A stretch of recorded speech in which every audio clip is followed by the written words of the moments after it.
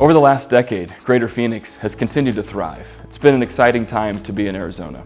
With that said, we need to ensure that we're hyper-specializing in certain industries that lead to global notoriety for the metropolitan Phoenix region. We need to ensure an aggressive economic growth strategy that promotes inclusion and opportunity and access for all of our citizens here in Metro Phoenix. We're going to continue to work very closely with our partner organizations to advance a Vision 2030 that will have lasting effects and consequence for the future residents of our region. These following 10 imperatives set forth a critical vision of Vision 2030 that will allow us to execute and meet the future needs of our economy.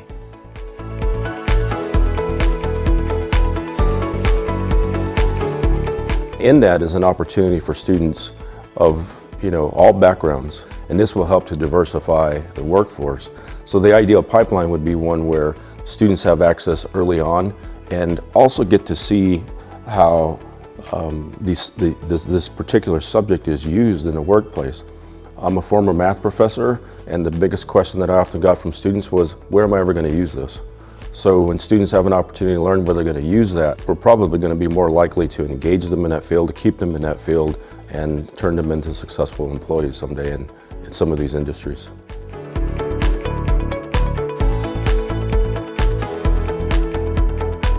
Phoenix Union's demographics are 90% students of color.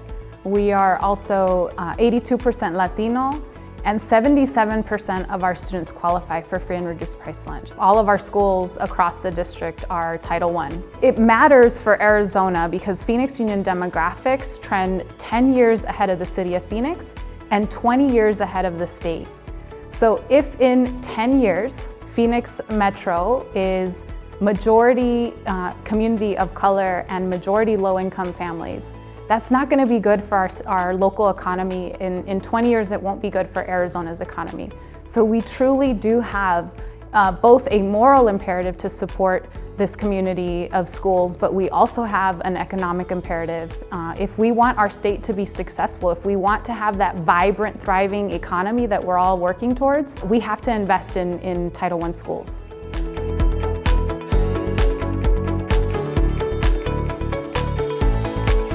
Greater Phoenix is at a tipping point. For the first time, I'm seeing venture capital come here instead of us having to go find them. This means that as a founder, I can spend more time building my business, ensuring our success and growth as the next billion-dollar company born right here in the Greater Phoenix area. This wonderful cycle of growth starts to perpetuate when we have companies that get to a point where they can exit and now sponsor the new nascent startups that are just getting going. And we want to see that ecosystem and that cycle really accelerate here in the Greater Phoenix area.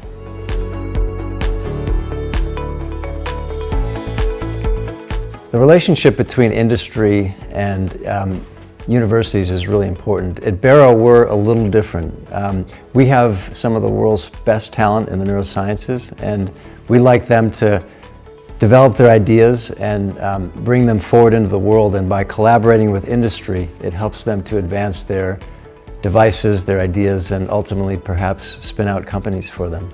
I think the industry-university collaboration is important for innovation because it brings together youthful minds and creative energy together with more established techniques in industry, not to mention capital and other resources.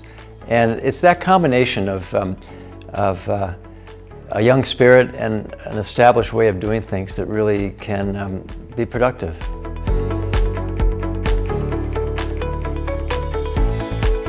Intel's been around for over 50 years and over 40 years in Arizona.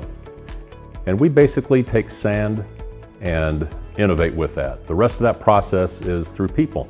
And as we go through that innovative process and creating products that have changed the world, how we live, how we work, how we operate, Intel has come to appreciate that we're part of an ecosystem.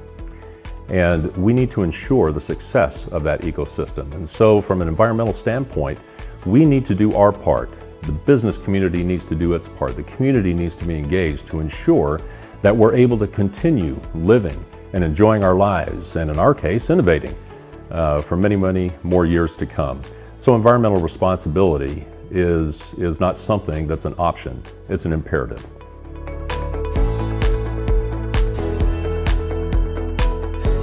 This is a desert.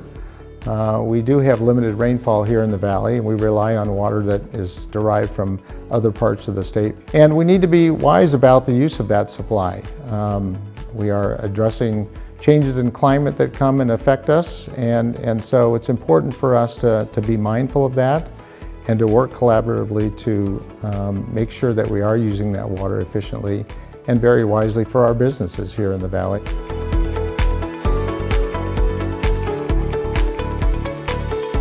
Smart growth principles are those principles that recognize the need for growth. However, we pay close attention to how growth can be a net positive for our community as opposed to adding potential negatives to our living environment.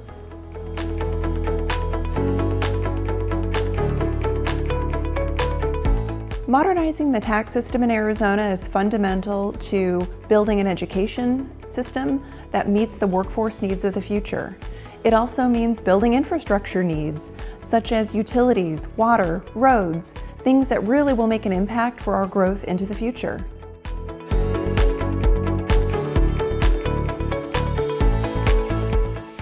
I think any region's resilience is tied to opportunities for everyone in that particular economy to be able to participate. And participating in an economy means that you have the opportunity to build generational wealth, to have adequate health care, access to capital, the ability to start or grow a business, an opportunity to really advance.